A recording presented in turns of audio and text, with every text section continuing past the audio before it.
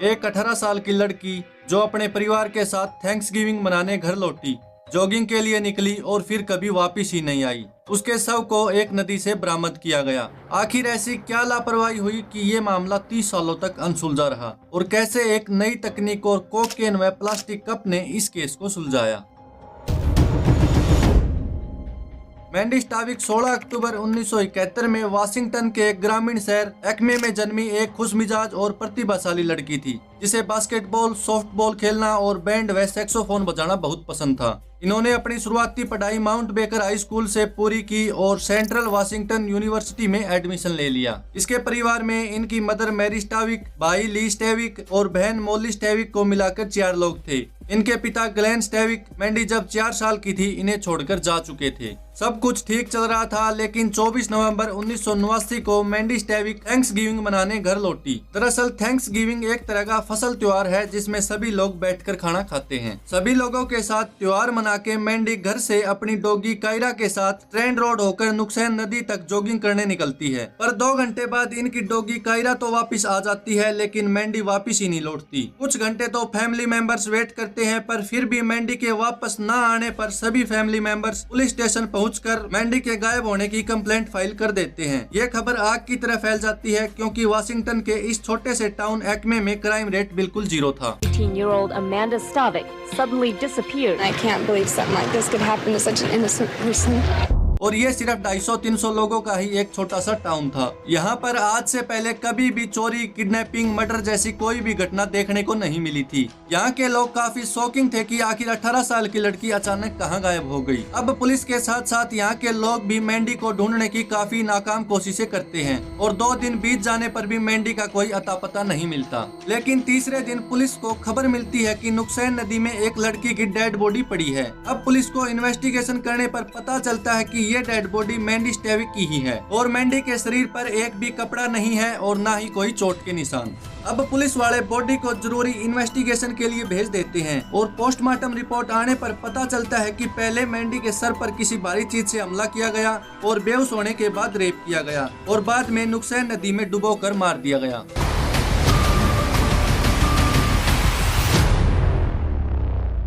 अब सवाल ये उठता है कि आखिर इतने शांत टाउन में ये सब किया किसने। शुरुआत में तो पुलिस के पास कोई भी ठोस सबूत नहीं था, लेकिन 1989 तक डीएनए तकनीक का विकास हो चुका था। पुलिस बॉडी का एग्जामिन करती है, तब उन्हें मैंडी की बॉडी से एक अनआइडेंटिफाइड मेल का डीएनए सैंपल मिलता है। अब पुलिस वाले डीएनए को एफबीआई के क्रिमिनल डेटा से चेक करते हैं, पर ये डीएनए किसी भी क्रिमिनल से मैच नहीं हुआ। अब ये बात तो साफ थी कि ये काम किसी पेशेवर अपराधी का तो नहीं है। अभी पुलिस को एक ऐसे आदमी की टिप मिलती है जो कि एक ड्रिफ्टर टाइप यानी आवारा टाइप, जिसकी कोई इमेज ठीक ना हो और शायद इसने मैंडी को आखिरी बार देखा भी था। तो पुलिस लोकल आई विटनेसेस से उसका ये स्केच तैयार करवाती है। अब पुलिस अपनी इन्वेस्टिगेशन काफी तेज कर देती है, क्योंकि ये एक बड़ा ब्रेक थ्रू हो सकता था। पुलिस कोई भी सुराग नहीं छोड़ती और काफी पूछताछ के बाद एक नाम सामने आता है, डेविड सुच्ची। सर्च ऑपरेशन करके डेविड सुच्ची को पकड़ तो लिया जाता है, लेकिन इसका डीएनए भी मैंडी स्टेविक से मिले डीएनए से मैच नहीं हुआ और पुलिस वालों ने डेविड सुच्ची को छोड़ना पड़ा। पुलिस की अब सारी मेहनत पर पानी फिर चुका था। इस तरह पुलिस अपनी छानबीन में लगी रहती है, पूछताछ करती रहती है, लेकिन मैंडी के अपराधी का कोई भी सुराग नहीं मिलता। इस तरह 20 साल बीत गए, 2 डिटेक्टिव्स बदल गए, क्राइम अभी भी अनसोल्व्ड रहा। लेकिन पुलिस तब भी नहीं रुकी। साल 2009 में एक नए डिटेक्टिव केविन बोही आते हैं और ये केस अब के हाथों में था।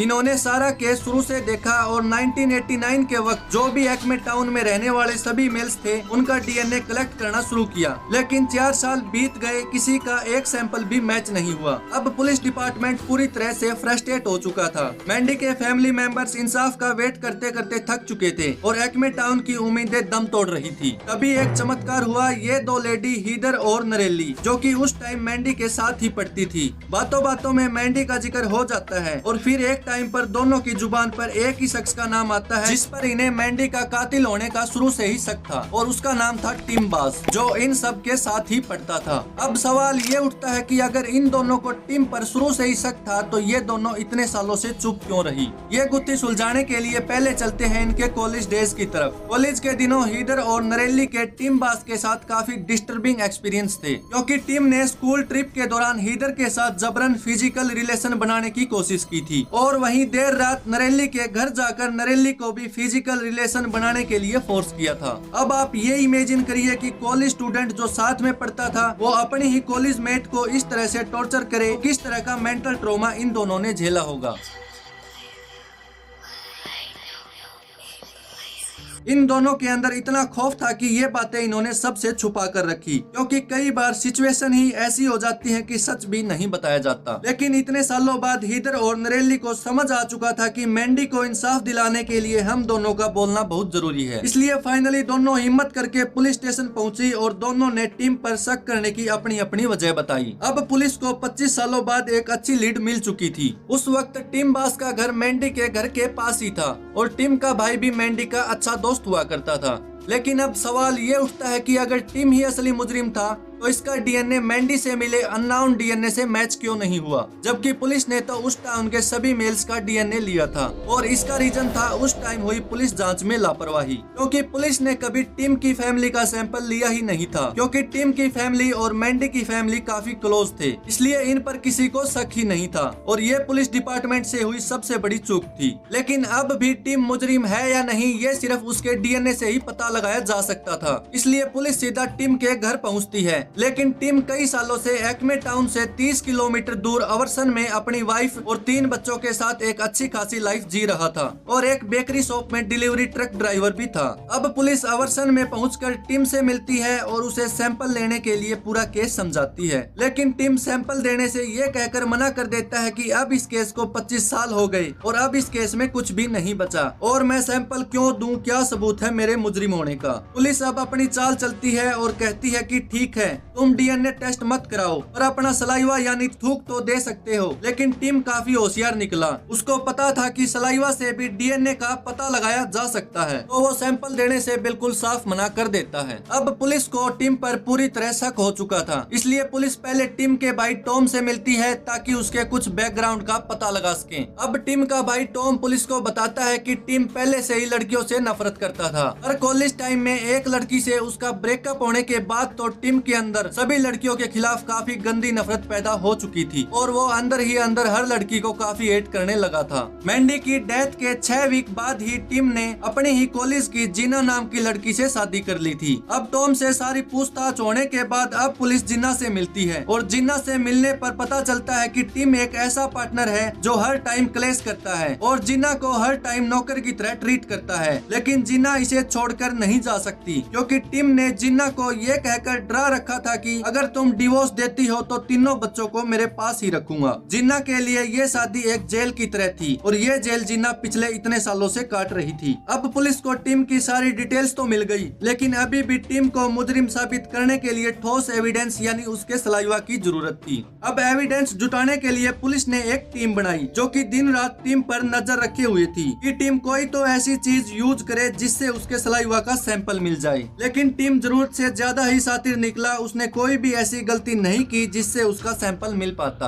अब पुलिस के सारे रास्ते बंद होते दिख रहे थे, लेकिन तभी पुलिस को रियलाइज हुआ कि क्यों ना एक बार टिम की बॉस यानी टिम जहां ट्रक ड्राइवर है उनसे बात की जाए। तो पुलिस वाले टिम की बॉस किम वैगनर से मिलते हैं और उन्हें सारी कहानी शुरू से अच्छी तरह समझाते हैं और इस तरह टिम की बॉस किम वैगनर भी एविडेंस जुटाने में लग जाती है। अब बस पुलिस वालों के पास यही एक रास्ता था कि टिम कभी न कभी कोई तो गलती करे और टिम की बॉस वैगनर हमें कोई ना कोई सलाइवा का सैंपल दे। लेकिन अभी भी 3 महीने बीत जाते हैं और टिम कोई भी गलती नहीं करता। लेकिन एक दिन किम वैगनर को एक कोकेन और एक प्लास्टिक का कप मिला जो कि टिम द्वारा यूज करके डस्टबिन में फेंके गए थे। अब टिम की बॉस किम वैगनर पुलिस को वो कोकेन और प्लास्टिक कप मुहैया कराती है। कुछ समय बाद रिजल्ट आ गए और पता लगा कि क्राइम सीन पर मैंडी से मिला अननोन डीएनए टिम बास के साथ मैच हो गया। अब पुलिस टिम को पकड़कर कब्जे में ले लेती है और मामला कोर्ट पहुंचता है। कोर्ट में टिम अभी भी अपना जुर्म कबूलने को राजी नहीं था, क्योंकि उसका कहना था कि मेरे और मैंडी के बीच कई दिनों से अफेयर चल रहा था और उस दिन हमने फिजिकल रिलेशन बनाए थे, इसलिए मेरा डीएनए ही मैच हुआ। पूछताछ करने पर पता चलता है कि मैंडी और टिम का कोई भी कनेक्शन ही नहीं था, क्योंकि दोनों के बीच कभी ना तो बातचीत होती थी और ना ही दोनों सेम क्लास में थे, बल्कि टिम तो मैंडी से 4 साल सीनियर था। अब टिम के दावे ज्यादा देर टिकने वाले नहीं थे, क्योंकि टिम के घर वाले भी इसके खिलाफ हो गए। टिम की वाइफ जिन्ना ने बताया कि उसने टिम को अपनी माँ से ये कहता सुना कि वो सारा ब्लेम अपने फादर पर डाल दे, जो कि 10 साल पहले मर चुके थे। लेकिन टिम की माँ ऐसा करने से बिल्कुल साफ मना कर देती है। इतना ही नहीं, टिम के भाई से टिम ने ये भी कहा था कि वो कोर्ट में ये गवाही दे कि मैंडी का करैक्टर ठीक नहीं था। अब टिम की वाइफ और टिम के भाई की गवाही के बाद बिल्कुल साफ हो चुका था कि टिम ही मुजरिम है। 30 सालों का इंतजार, 2 हफ्ते की ट्रायल और 5 दिन की इंटरोगेशन के बाद 12 दिसंबर 2017 को पुलिस ने मैंडी की किडनैपिंग, सेक्सुअल असोल्ट